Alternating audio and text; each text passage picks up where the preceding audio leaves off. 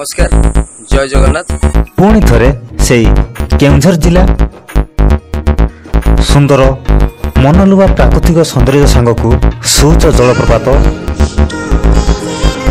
बहुत बढ़िया जगह आम ओडिशार गोटे सबुठु सुंदर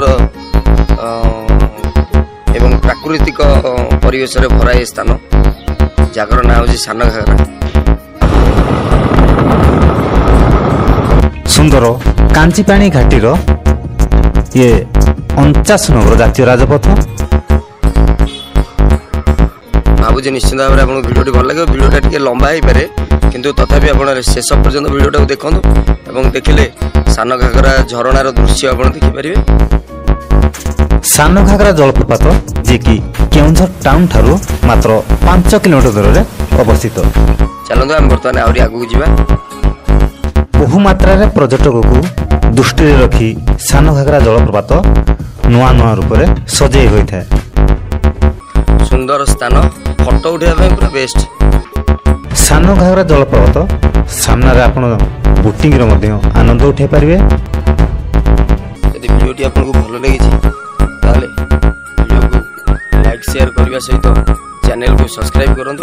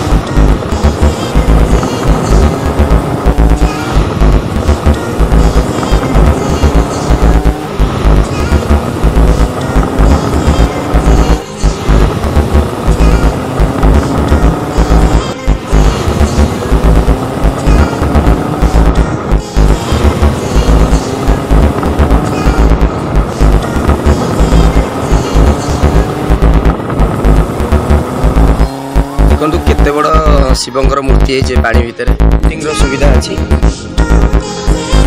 जलप्रपात पाखक आपन को जीवाक हेले एतिकी पहाच चढ़िया पड़ो।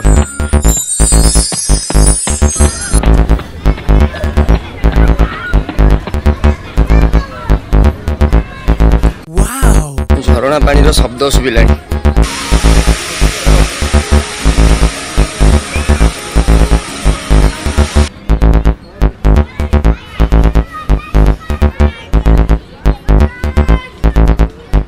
ये हूँ से जो झरणा पानी आसिक अटका जाए गोटे ह्रद कर बोटिंग करने आपंकर बोटिंग सुविधा रही। ये बोटिंग करेंगे ताले जनका 30 टंका लेखे बोटिंग टिकेट निश्चित भाव में आसतु।